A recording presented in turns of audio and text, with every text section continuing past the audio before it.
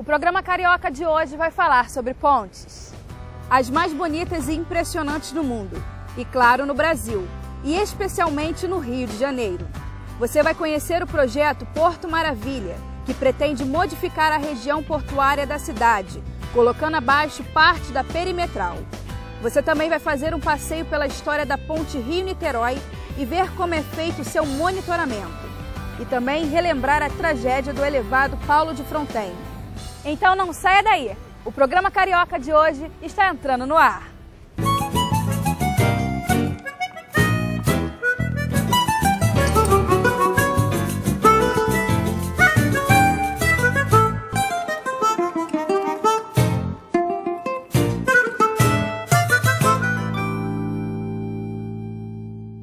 Você sabia que existem vários tipos de pontes?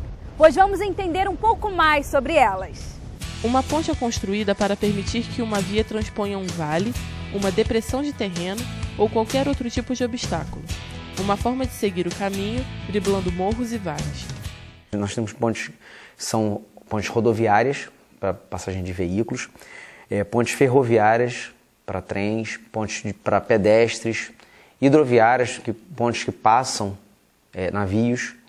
Então, na Europa tem muito desse tipo de ponte. Na Alemanha, por exemplo, tem algumas pontes que são feitas em canais que são criados, né? Não é um rio natural, são canais criados e aí, consequentemente, são pontes que são criadas para a passagem desses navios. São vários os tipos de ponte.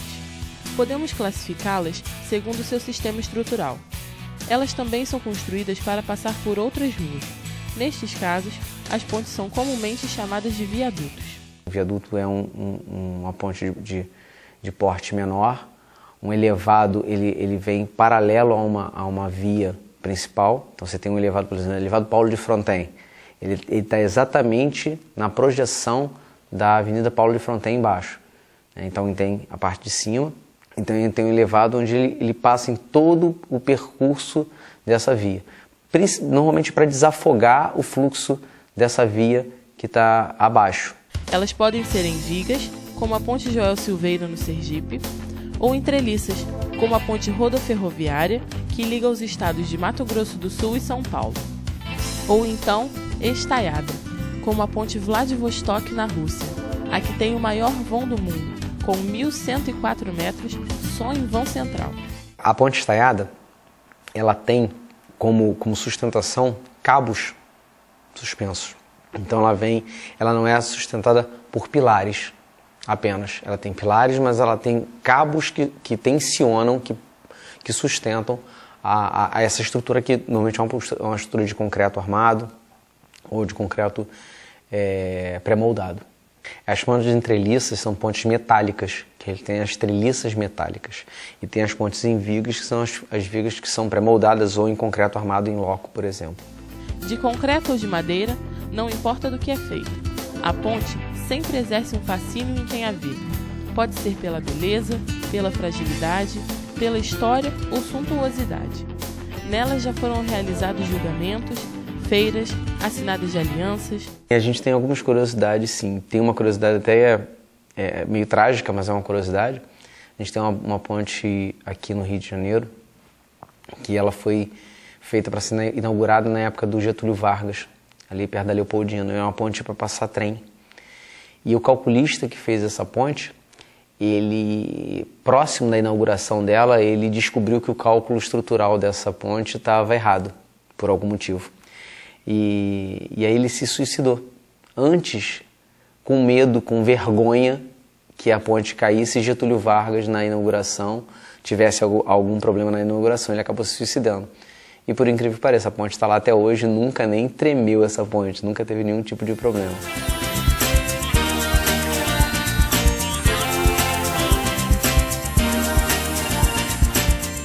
Muitas pontes ficaram famosas pelo mundo. E cada uma delas com histórias bem curiosas.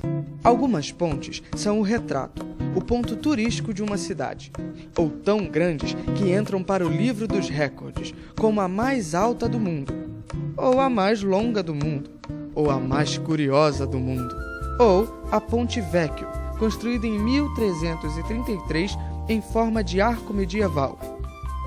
A ponte Rio Antírion, na Grécia, tem 2.800 metros e é uma das maiores pontes estaiadas do mundo. Já a ponte dei Suspiri foi construída em estilo barroco no início do século XVII, em Veneza, na Itália. Por ela, passavam condenados em seus últimos suspiros de vida. Outra que é símbolo da cidade é a Golden Gate, na Califórnia, Estados Unidos. Ela foi construída em 1937 e é o principal cartão postal da cidade. Em Paris, a Ponte Neuf, ou Ponte Nova, apesar do nome, é a mais antiga sobre o rio Sena. Ela foi inaugurada em 1606, um acontecimento na época, já que ela foi a primeira construída em pedra. Antes dela, só de madeira. Também em Paris, existe a Ponte das Artes, mais conhecida como a Ponte dos Cadeados. No local, casais apaixonados prendem cadeados em uma grade para simbolizar o amor e uma relação sem fim. Do antigo para o moderno, na Inglaterra, uma ponte se tornou a primeira inclinável. A Ponte Millennium tem 50 metros de altura e pesa 800 toneladas. Uma visão bonita de vários ângulos, e ela faz um movimento bem diferente.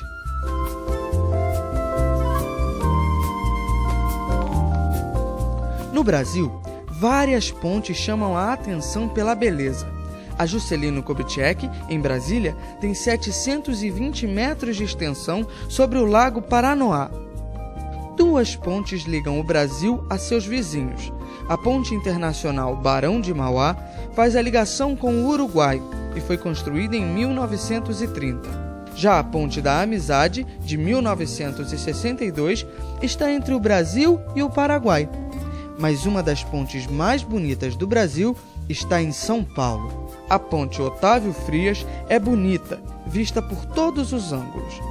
No município de Santo Antônio de Pádua, no estado do Rio de Janeiro, a Ponte Raul Veiga é uma referência. E na capital, a Ponte Estaiada do Saber chama atenção pela beleza e por ser a primeira estaiada da cidade.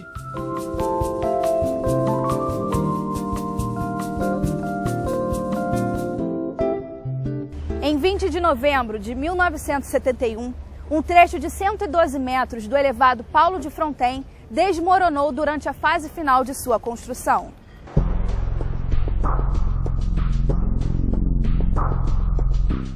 Um caminhão betoneira carregado com 8 toneladas de concreto passava por cima do elevado no momento do desabamento. Os escombros esmagaram um ônibus e alguns automóveis que cruzavam a Avenida Paulo de Fronten pela Haddock Lobo, matando seus ocupantes. A tragédia deixou 48 pessoas mortas e dezenas de feridas. As causas do acidente jamais foram investigadas a contento.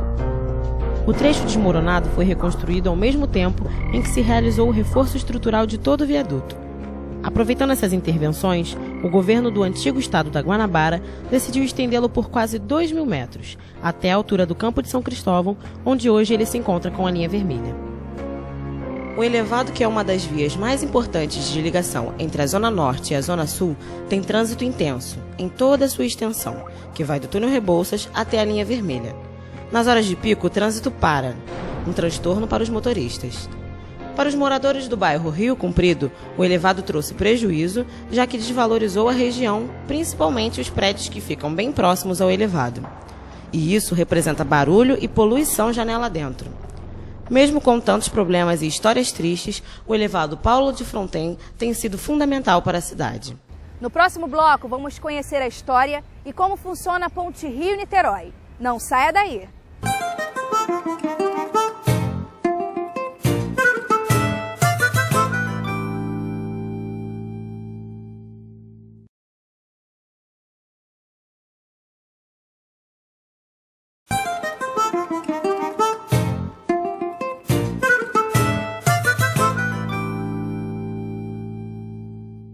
A Ponte Rio-Niterói é a mais ilustre do Rio de Janeiro.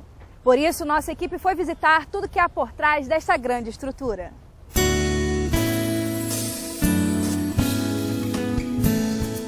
A construção da ponte Presidente Costa e Silva foi dividida em 3 partes. A ponte propriamente dita sobre a Baía de Guanabara, as vias de acesso em Niterói e as vias de acesso no Rio de Janeiro. Claro que a parte mais complicada de ser construída foi a extensão de 9 quilômetros erguido sobre a baía, pois exigiu a perfuração do subsolo. O início dos trabalhos não foi nada fácil, inclusive com a morte de operários. Depois de pronta, a ponte virou orgulho nacional. 4 de março de 1974. É inaugurada a ponte Presidente Costa e Silva, mais conhecida como Rio-Niterói. São aproximadamente 13 quilômetros de comprimento e seu maior pilar tem 72 metros de altura. A CCR Ponte, concessionária que administra a ponte, conta com um centro de memória, destinado a apresentar a história da rodovia, desde o momento de sua construção até os cuidados atuais. A ponte sempre foi um grande desejo da população do Rio de Janeiro, de forma a unir as cidades de Niterói e Rio de Janeiro. Então, um projeto que veio sendo desenvolvendo no século passado, e que culminou com a execução da obra entre 1969 e 1974. A ponte foi inaugurada na época do presidente Médici.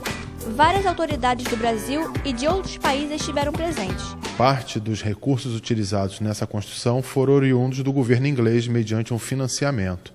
Então, houve a presença da Rainha Elizabeth II aqui em Niterói. Em um ato simbólico, a rainha inaugurou a ponte. O centro de controle é o núcleo de inteligência e monitoramento da ponte.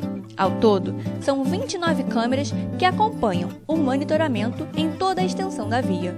Aqui, na verdade, é o grande cérebro da operação, O centro de controle ele funciona 24 horas por dia, 7 dias por semana. Qualquer ponto da rodovia é monitorado através dos controladores de tráfego, que são 29 câmeras, que pegam desde os acessos ao interior da estrutura, canal navegável e todas as intervenções na rodovia, sejam envio de viaturas para veículos enguiçados, autorização para obras, monitoramento de visibilidade é gerado aqui, feito pelos controles de tráfego. Mais de 150 mil veículos passam por aqui por dia. Nas datas de grande movimento, como Carnaval, Ano Novo e feriados prolongados, este número pode chegar a 200 mil. Existem laços no pavimento que me falam exatamente a ocupação de cada faixa, e isso aí somado me dá o VDM do dia. Em caso de emergência, a equipe que trabalha na ponte garante que chega em até 5 minutos ao local. Mesmo assim, há um número de telefone que as pessoas podem entrar em contato em caso de acidentes. É importante divulgar esse número, que é o 0800 022 9333, que também funciona 24 horas. Mas, como eu te falei, como é 100% monitorada, vai chegar uma viatura local, viatura de inspeção, ela vai fazer um prognóstico inicial e, se for o caso de precisar rebocar, ele mesmo comunica o centro de controle envia o reboque até o local. O vão central é uma área especial da ponte. Construída em estrutura metálica, possui 300 metros de comprimento. Sua parte mais alta chega a atingir 72 metros de altura. O vão central, propriamente dito, que é um vão de 300 metros, onde passam os grandes navios, ele está num padrão diferente do restante da ponte. A ponte foi toda construída em módulo de uma distância de 80 metros de um pilar para o outro. E na chegada aqui nós temos um vão maior, que é o vão de aproximação, que é esse que nós estamos. Depois tem um vão de 200 metros, um de 300 e um de 200. Outro vão de aproximação e segue os trechos normais em concreto. O vão central é sempre inspecionado. Para isso, existe uma equipe que monitora diariamente a construção para fazer reparos quando necessários. Eles fazem a varredura dessa estrutura metálica aqui diariamente. Cada dia eles fazem um pedacinho, no final do ano eles varreram toda a estrutura. Em 98 nós construímos um primeiro acesso parecido com este aqui, do lado do Rio de Janeiro. Esse acesso visa promover que as equipes possam entrar com equipamento, com material, para poder trabalhar na estrutura. A obra foi um sucesso tão grande que em 99 nós fizemos este acesso aqui, igualzinho ao outro. E na sequência fizemos acessos similares, um pouco menores, às subestações ao longo da pista também. O interior da estrutura metálica, também chamado de caixão metálico, tem esse nome por conta do tipo de viga que foi construído. Parece uma caixa. É toda intertravada, com esses elementos de intertravamento, que são esses X de estrutura. Lá dentro também tem intertravamento, fazendo com que ela tenha uma propriedade de resistência que é chamada ortotrópica, que ela tem uma flexibilidade no plano vertical e tem uma grande rigidez no plano lateral, para não sair de cima dos pilares, e a torção, porque senão ela poderia começar a torcer em presença de vibrações. Com a implantação de novas tecnologias e equipamentos, a ponte não precisa mais ser interditada devido a fortes ventos. Antes, dava medo só de imaginar estar na ponte balançando. Aquele efeito conhecido de vibração perante o vento, ele só acontece com ventos peculiares, que induzem uma vibração específica, que é a frequência natural da estrutura, que é 0,34 Hz. Essa frequência é que fazia a estrutura balançar. Vamos conhecer a solução?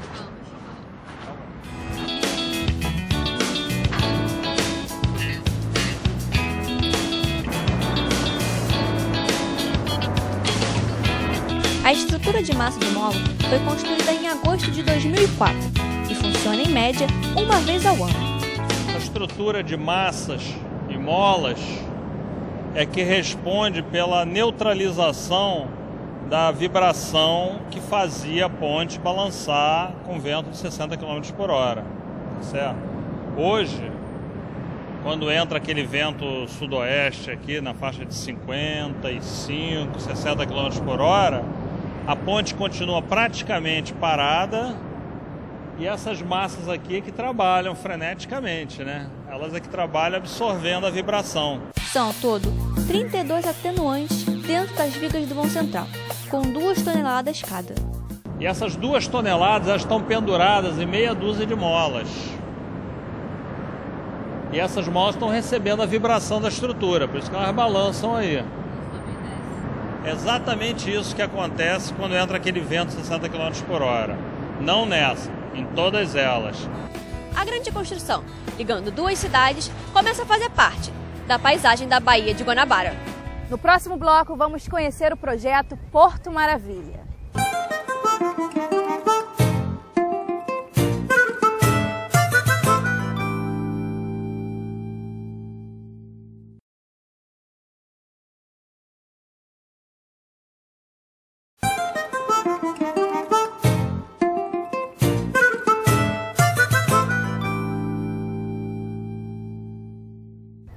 O elevado da Perimetral é uma das principais vias da cidade e ela vai passar por uma grande reforma. É o projeto Porto Maravilha. Vamos lá conferir? O projeto Porto Maravilha pretende modificar a região da zona portuária da cidade, o que vai abranger aproximadamente 5 milhões de metros quadrados. A ideia é desenvolver toda a região, sempre investindo em princípios de sustentabilidade. Uma das principais intervenções será a transformação da Avenida Rodrigues Alves em via expressa e ainda a construção do binário do Porto, que vai da Praça Mauá até a rodoviária Novo Rio. Mas uma coisa será fundamental para a mudança da paisagem da região: a demolição do elevado da Perimetral. A Perimetral juntamente com a Rodrigues Alves, contribuíram muito para a degradação da região, embora cumpra um importante papel de ligar a Zona Norte, Zona Oeste, Niterói à Zona Sul do Rio, teve um efeito colateral que foi degradar essa região, que tem uma importância histórica talvez ímpar, não só para o Rio de Janeiro, mas para o Brasil. O elevado da Perimetral começou a ser construído nos anos 50, mas a obra foi concluída em várias etapas. O objetivo do elevado era ser uma alternativa mais rápida para os motoristas e ainda facilitar o fluxo de carros da Zona Sul para a Zona Norte, sem passar pelo centro da cidade. De acordo com a Prefeitura, os estudos feitos na área mostram que a remoção de parte do elevado da Perimetral vai ser fundamental para melhorar o trânsito na região. Além de contribuir para essa degradação, ela hoje já não cumpre mais a sua função. Todo mundo que assiste os telejornais de manhã ou ouve rádio, é notícia recorrente de que ela está sempre engarrafada nos períodos da manhã e da tarde, ou seja, ela já está saturada, tanto a perimetral quanto a Rodrigues Alves, desde 2002, pelo menos, segundo os estudos de tráfego da Secretaria Municipal de Transporte. O novo sistema viário conta com 30 quilômetros de vias para o veículo leve sobre trilhos, o VLT, e 17 quilômetros em ciclovias e ruas exclusivas para pedestres. Com essa nova avenida e com a mudança do perfil de trânsito na região, com o deslocamento do acesso ao Porto para o Caju, tirando caminhões e ônibus da região, com a introdução do BRT, que vai reduzir em 2/3 o volume de ônibus circulando aqui na região, mesmo tomando em conta um aumento do número de veículos individuais, como essa nova lógica de transporte tende também a favorecer o transporte público e diminuir esse crescimento, pelo menos, do número de automóveis circulando, a gente tem um cenário de que o novo sistema Rodrigues Alves binário, com 2 pistas a mais, vai criar melhores condições de mobilidade. A ideia também é que todo o material retirado seja utilizado para outras funções. Toda a rua hoje que é refeita, ela já aproveita material de demolição. Isso aconteceu nas obras agora do Túnel da Saúde. Toda a pedra que sai dali, ela já está virando base asfáltica em outras partes. Todo o material da perimetral ele vai ser reaproveitado ou como base para massa asfáltica, e as vigas elas vão ser reaproveitadas em outras obras da prefeitura, em outros pontos da cidade, ou seja, não há um desperdício. O projeto Porto Maravilha também prevê a construção de vários túneis. Um deles é o Túnel da Saúde. Essa obra ela faz parte do complexo da via binária, nova via que vai ser criada dentro do projeto do Porto Maravilha. Essa obra é a obra do Túnel da Saúde. Ele é um túnel curto, um túnel de 80 metros, onde ele vai comportar são 6 faixas total de rolamento e uma faixa do VLT central. Então são 3 faixas de rolamento do lado esquerdo, uma faixa do VLT central e mais 3 faixas de rolamento, uma pista com 3 faixas de rolamento do lado direito. Como ele é um túnel com baixa cobertura e com uma seção muito grande, então ele exige uma série de tratamentos iniciais para poder iniciar as escavações. Hoje a gente está fazendo as escavações bastante controladas, com monitoramento através de instrumentação, tanto interna quanto de superfície, sismografia. E a gente está usando método de escavação a frio e atualmente estamos usando detonação com uso de explosivos para detonação de rocha. Para acelerar as obras e não interferir no trânsito da cidade, foi construída uma espécie de túnel de acesso às obras.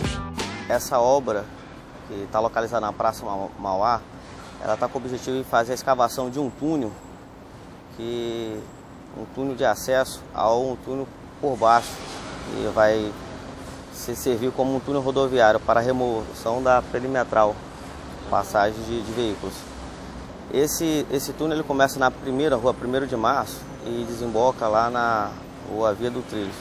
Esse poço está com um diâmetro de 26 metros, né, e com a profundidade de 40 metros de escavação. Ele é feito com a parede de diafragma, né, que é essa que estão vendo em torno da gente, são essa parede de concreto, onde ela tem a função de estancar água para poder conseguir manter o nível do lençol freático que está em torno da gente. A demolição da perimetral está prevista para abril de 2013, período em que algumas vias do projeto vão estar prontas para receber o fluxo de carros que passava pela perimetral. A ideia é que até 2016 já esteja tudo pronto.